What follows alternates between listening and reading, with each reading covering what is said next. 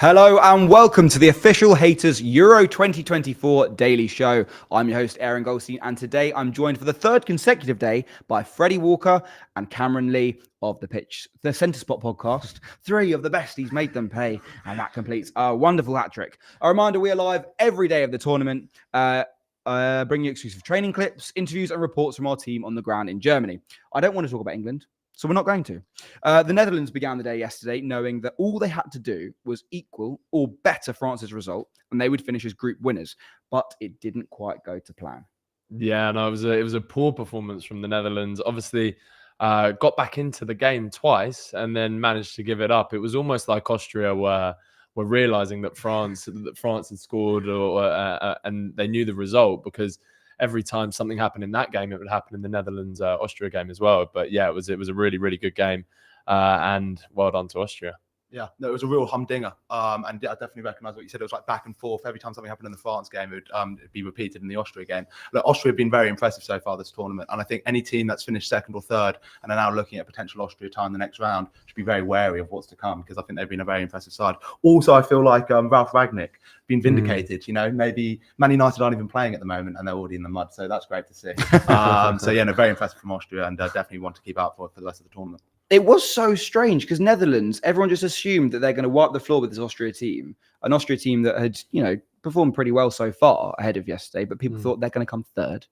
Yeah, I just don't really understand what happened. We've spoken on the show about how the Netherlands probably have the best defense at the tournament, or maybe they got Van Dijk, Ake, Tottenham superstar Mickey van der Ven. Has this team gone from being one of the quiet favourites to just being, one of the rest of the tournament after yesterday's performance? Yeah, I wouldn't put them up there as a favourite now. They were looking really good, really strong, and maybe it's harsh to say that one game defines them. But yeah, they are on the favourable side, though, of the draw, so we'll see. But yeah, I wouldn't put them down as a favourite currently.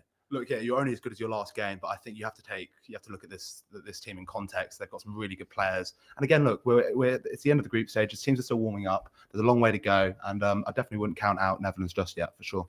It's weird how you can go from being one of the favourites literally one day to being just one of the rest the next. If you remember at the last Euros, England had a shocking group stage. Yeah. Shocking. They beat Croatia 1-0, Czech Republic 1-0, and drew with Scotland. And everyone's like, oh, it's only a matter of time for England to go out. One game is all it takes. They beat the Germans and it's coming home. It is fully coming home. I don't know what the opposite of that is in Dutch. They speak Dutch in Dutch in the Netherlands. Ronald Koeman actually decided to substitute one of his best players after just 35 minutes as he took off Joey Veerman.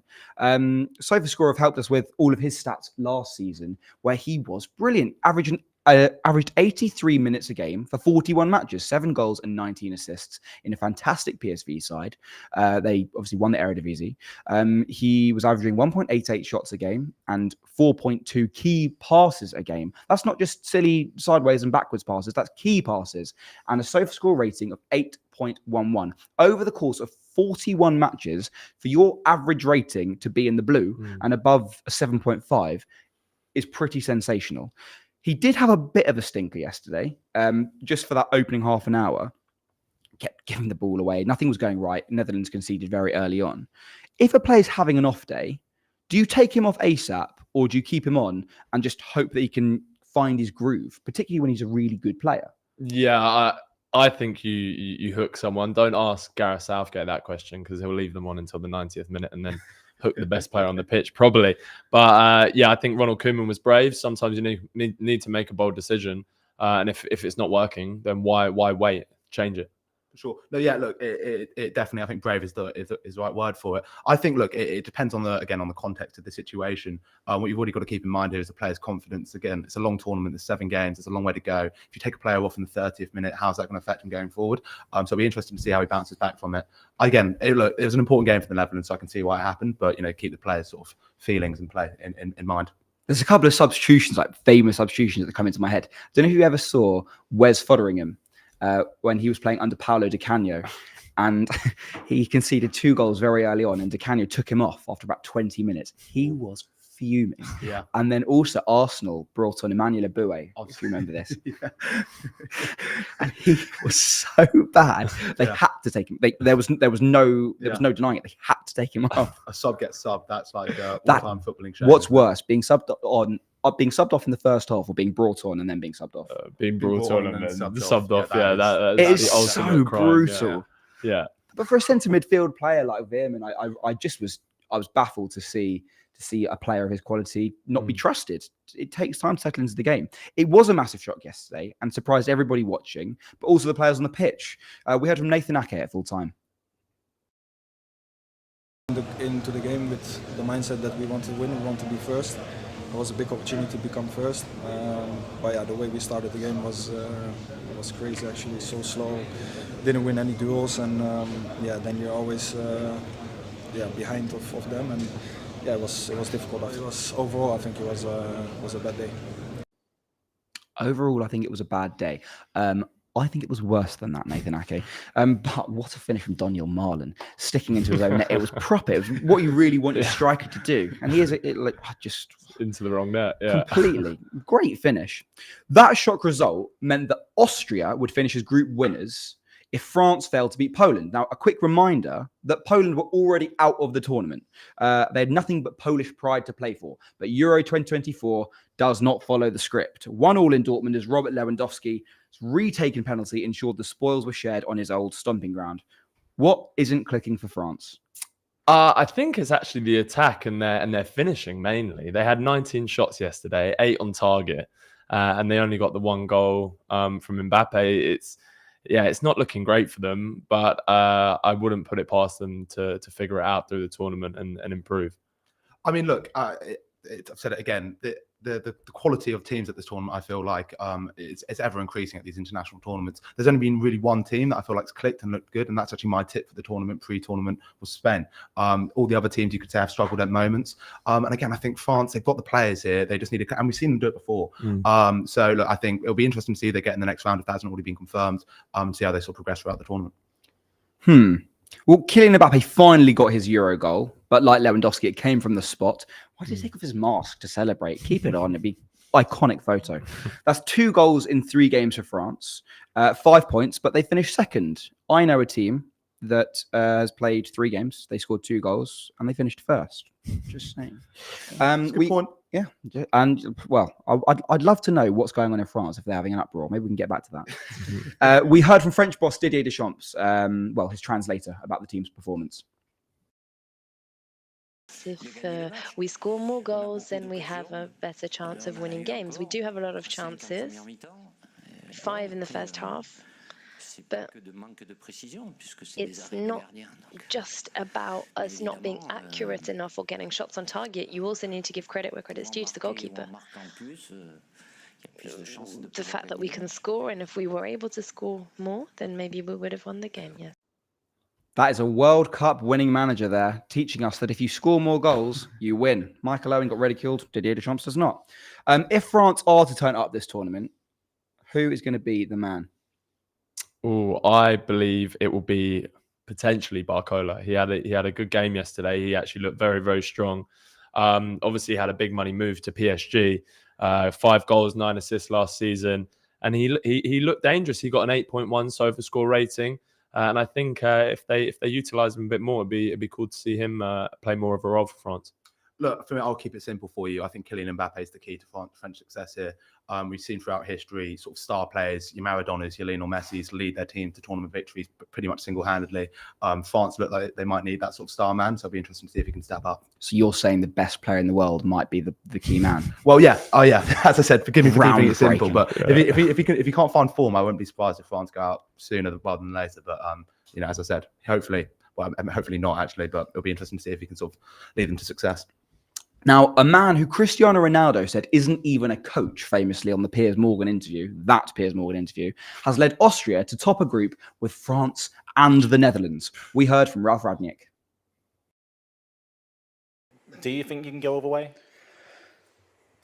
Ja, ich habe ja schon vor einigen Wochen oder vor auch einigen Monaten I've already said months ago, I don't think it's very probable to win the Euros, but if someone asked me if I would completely rule it out, I've had the same answer. It's still not very likely, but yeah, we're not really thinking about that. The lads want to go as far as possible. possible, but we have to take it step by step, as we've done it so far. And this is how we're going to continue in the next few days as well. Cam, you said yesterday that the Euros are the tournament for the underdogs. Like we've seen it before. We've seen Greece, we've seen Denmark. Would Austria be the same kind of storyline? For sure, potentially. I mean, it would be an absolute sort of turn up for the books, wouldn't it? And, you know, we were just talking earlier about that Morocco run to the semi-final, where I think we're seeing these more and more, these sort of smaller nations catch up in terms of quality. And I mean, if any team's going to sort of get to those further rounds, those semi-finals, maybe even a final, I mean, Austria look pretty well placed to do it. That leaves Group D's final standings looking like this. Freddie, can you run through this for us? Yeah, so as you can see, quite remarkable that Austria topped that group with 6 points ahead of France and the Netherlands.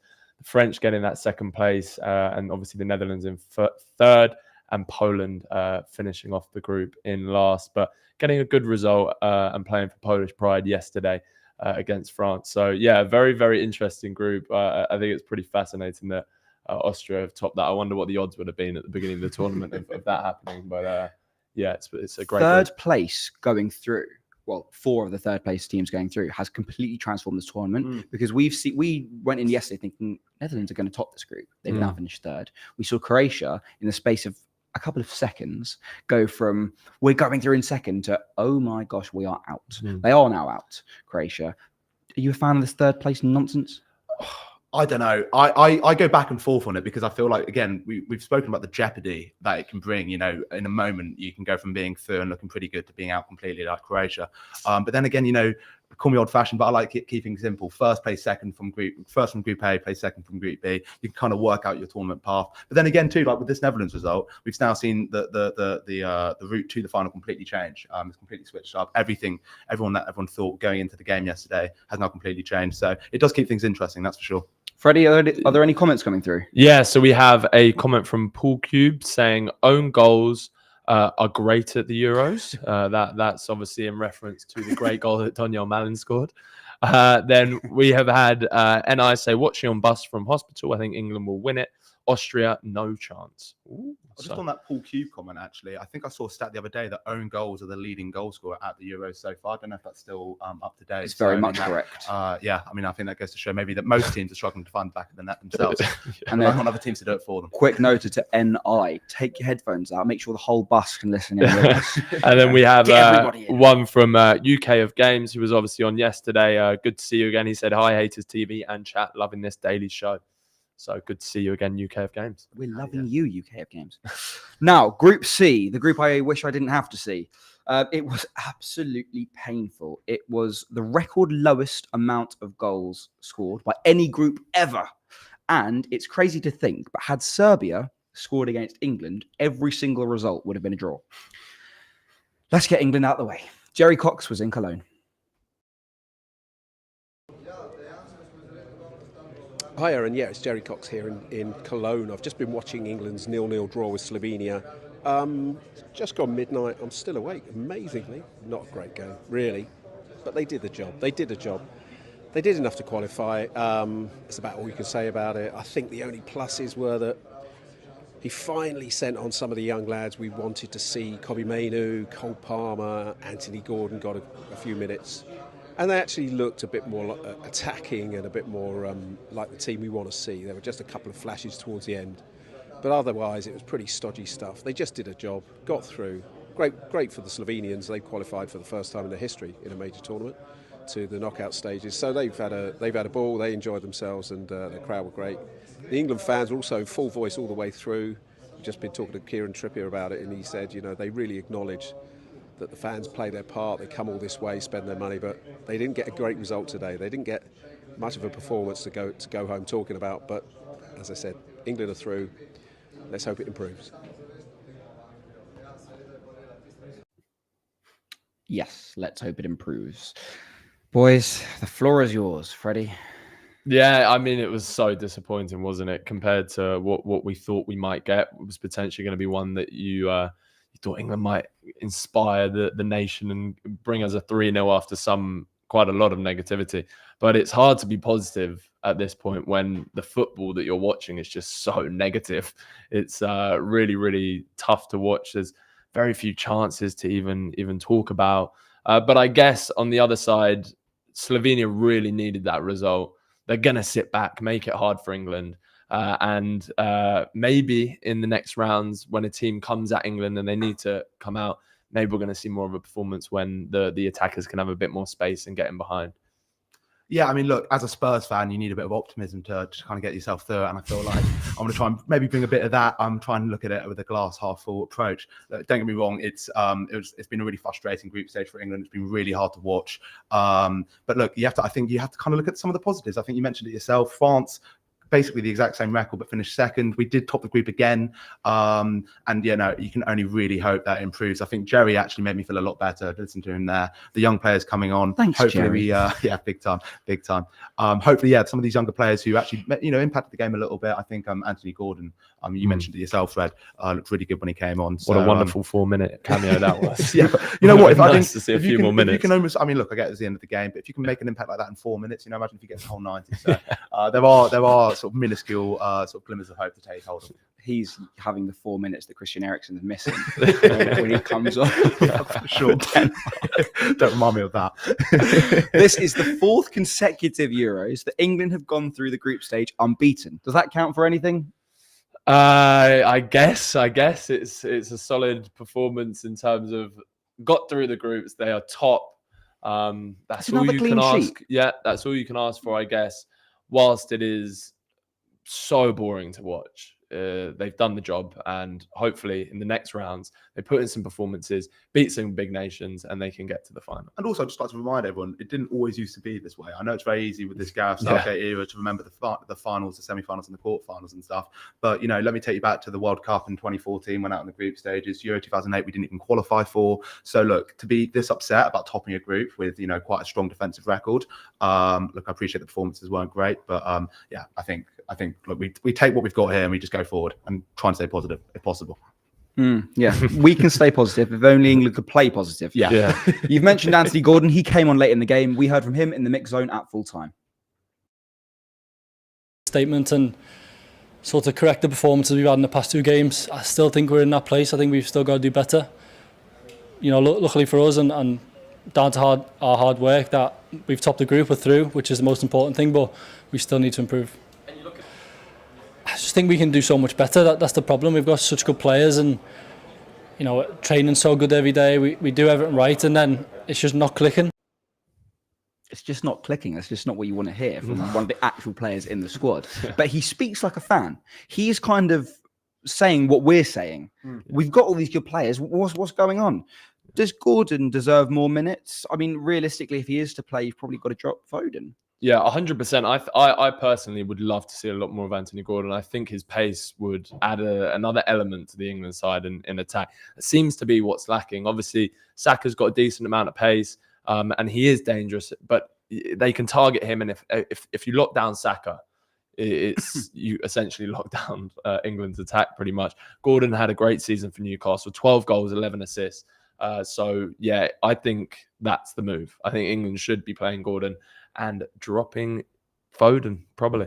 Yeah, potentially, maybe Saka, potentially. No, you know? no. Look, I think, yeah, I knew that wouldn't be a popular opinion on this show. Look, I think competition for places is so important in any squad, regardless of internationals or club. And I feel like, you know, maybe switching up the starting lineup a little bit could reignite something in Saka, Foden, whoever it be who takes who goes to the bench. So that could definitely be something that might help out. Just to mention here as well, UK of Games has said, I respect the gameplay from Slovenia. Let's stay positive until we've been defeated. I agree the knockout matches should be more open and attacking teams. So that is UK of Games bringing some positivity to the England chat. Yeah, appreciate it. No, I obviously love optimism. I love positivity. It's just very difficult, but I am trying. The one thing I'd say on Anthony Gordon is, as good as he is, the truth is, you cannot drop the Premier League player of the season for somebody who had a good season at Newcastle, but nobody really competes with Phil Foden's numbers from last year. And I think that's the problem Southgate has. But someone that did perform last season finally got some minutes. Cole Palmer, we heard from him as well. For England in the next round, how much is that nice to hear from a player of his calibre? Yeah, it's always nice to hear, you know, especially someone like Roy Keane, who obviously played internationally and for Man United, so yeah, it's nice to hear. But you know, it's up to the manager now what he wants to do. I'm full of belief, you know, after the season I've had, I don't see why I should be down and stuff like that. So just try and stay positive, and when I get on, make an impact. That with the way the group stage had gone so far, yesterday was the day that we could have experimented a little bit more and played Palmer from the start. Do you think he'll get more minutes as we go on? I personally don't see Southgate changing it up. No, well, he had a pretty good chance, Palmer, towards the end, and I've heard a lot of chat about him having a pretty good cameo, and there being a lot of talk of maybe Saka gets dropped or whatnot for Cole Palmer. Personally, I don't agree with that, but it would be good to see him get some more minutes for sure. Look, now it's knockout football, so there's not really there's not any room for mistakes or second chances or anything like that. So I would be surprised if we saw much experimentation from Southgate, but you know, I think players like Palmer, players like Gordon, they definitely deserve their chance in the sun if the other players can't perform. Everybody is wondering why England are playing potentially the worst football ever seen by mankind. But Gareth Southgate had some glasses thrown at him at the end of the game. I'm not sure that's entirely a good idea. We heard from Gareth on the incident. Stuck with the team all of the second half, and at the end of the game, a lot actually did clap you.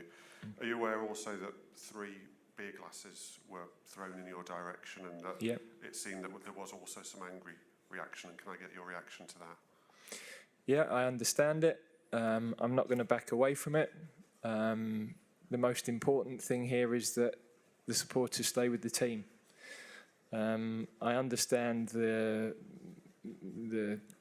sort of narrative towards me, and you know, that's better for the team than it being towards them.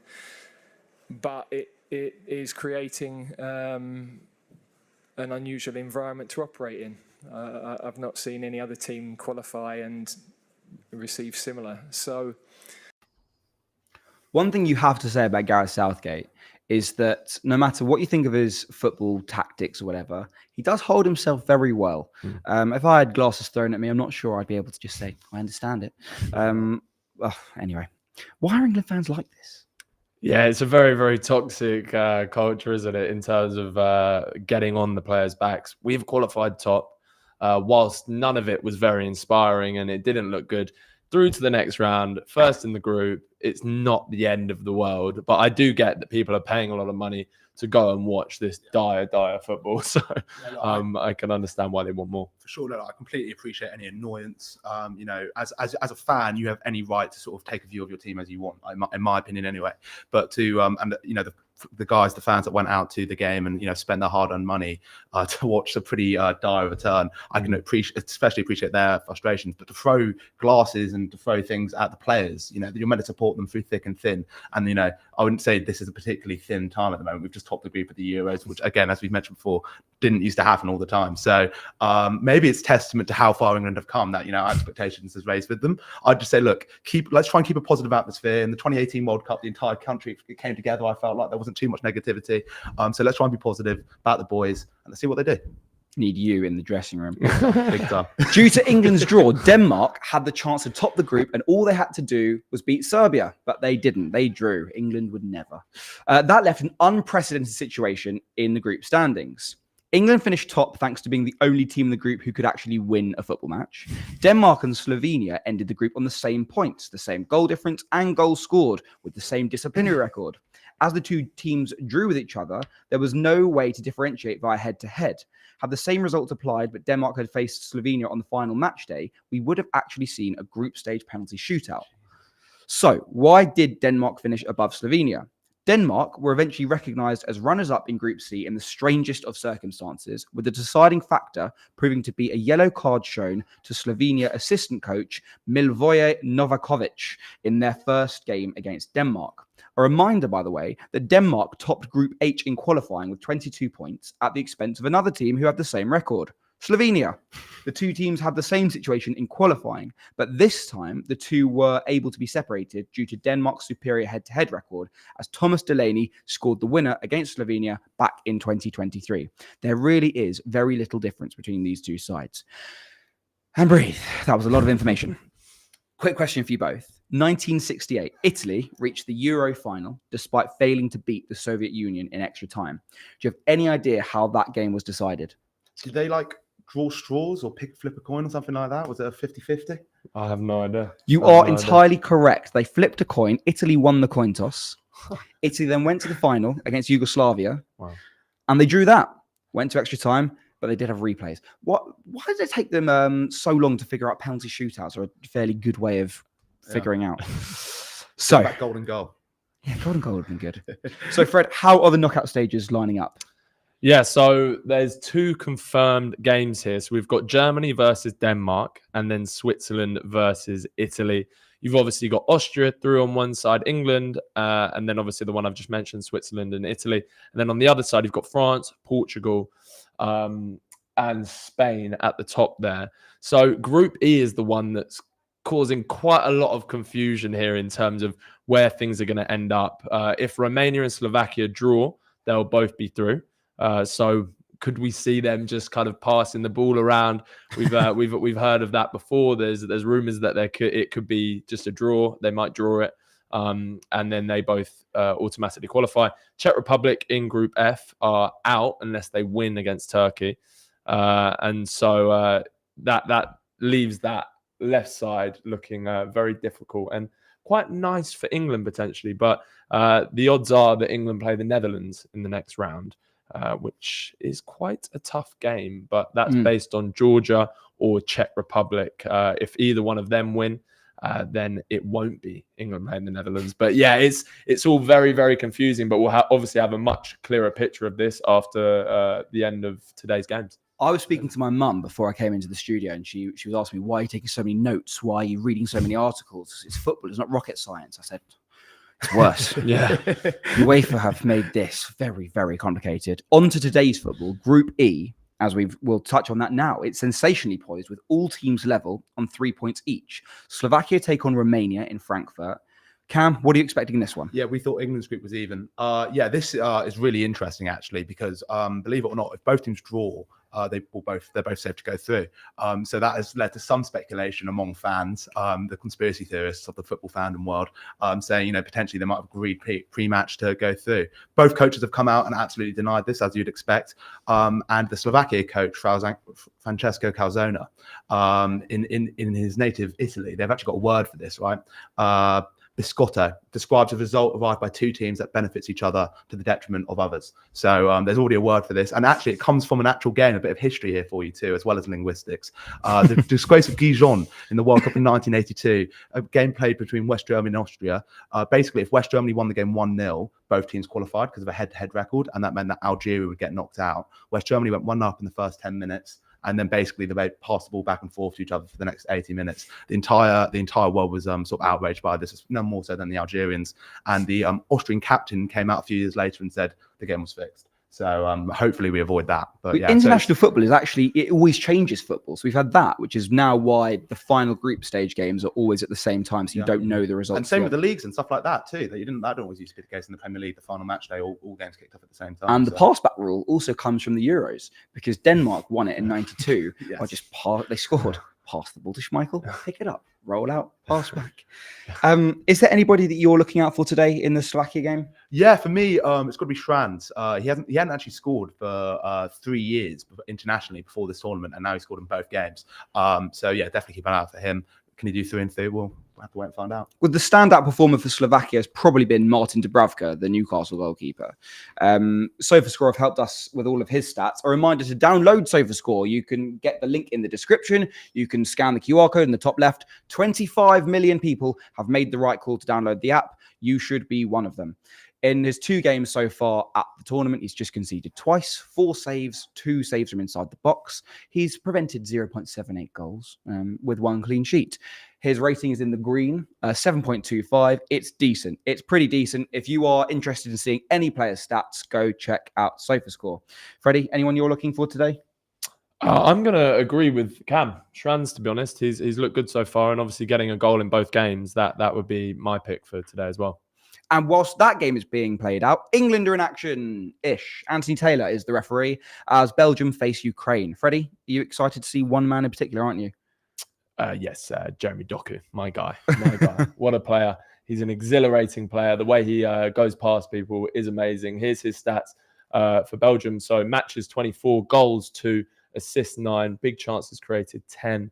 And then we've got his shots per match there, 1.14. And that successful dribble percentage of 65.4%. And a total SofaScore rating of 7.38. So yeah, he's an electrifying player. I love watching him. Looking forward to seeing him again today. Yeah, for me, a big question is, can Lukaku finally convert some of these chances? Can he stay on side? If he can, I think Belgium are looking pretty good. All of Belgium's goals so far this tournament have come from their midfield. And so with that, I think another player to look out for is Tielemans. He's featured in both games quite heavily. Obviously got his goal and a passing accuracy of 90%, which will help break through a stubborn Ukraine side, I think. Yeah, no mention of Kevin De Bruyne. Oh, yeah, he got the other goal too, of course. I think that goes without saying. Now, Doku is a tricky winger. There's no denying that. But he's likely to play on the left, and therefore he won't be coming up against Alexander Zinchenko. Zinchenko was brilliant in the last match going forward. And as seen by these stats, he loves to venture into the opposing half. For Ukraine, he's played 65 times, scored 9, and got 6 assists. Now, this is the stat. Final third entries per match, 5.93. That is very, very interesting for a left-back. And it begs the question, is he a left back or should he be a midfielder? Freddie, what do you think? You see him at Arsenal. Well, yeah, I mean, for Arsenal, he's a bit of both, to be honest. He's more of a midfielder than he is a defender, but that's more so because obviously Arsenal are just dominating most games and doesn't have to do too much defending. But yeah, I think he plays that inverted role extremely well, and he's played quite a lot for a Ukrainian centre mid. So yeah, he's a great player, and his defending is somewhat weaker than his midfield play. Now, Everton's Amadou Onana was asked whether he's looking forward to the challenge of facing his Ukraine and club teammate Vitaly Mikolenko.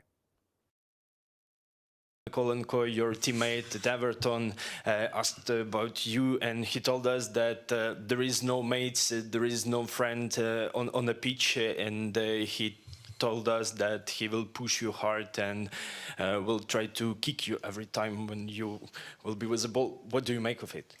I'm very happy to hear it. This gets me excited. You can see it. Now, Vitaly is someone that I really appreciate. He's a guy that I'm very close to. But tomorrow, at least for 90 minutes, we won't be friends. If I have to kick him to win the game, I will. I love him. I love his accent. Yeah. Where does that come from? Are there any comments coming through, Fred? Yeah, so we have had a comment from Camp Like a Ball.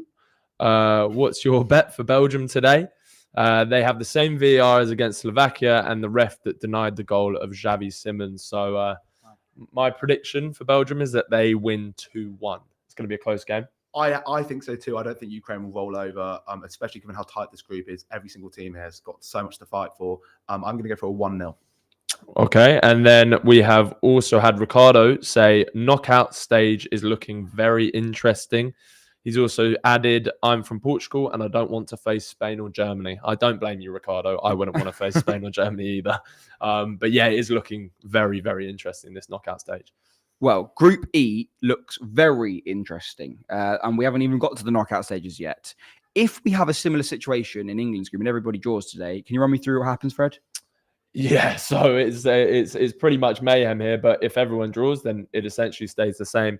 And Romania and Belgium would be going through with Slovakia getting that third place finisher spot. So yeah, it's a very interesting group.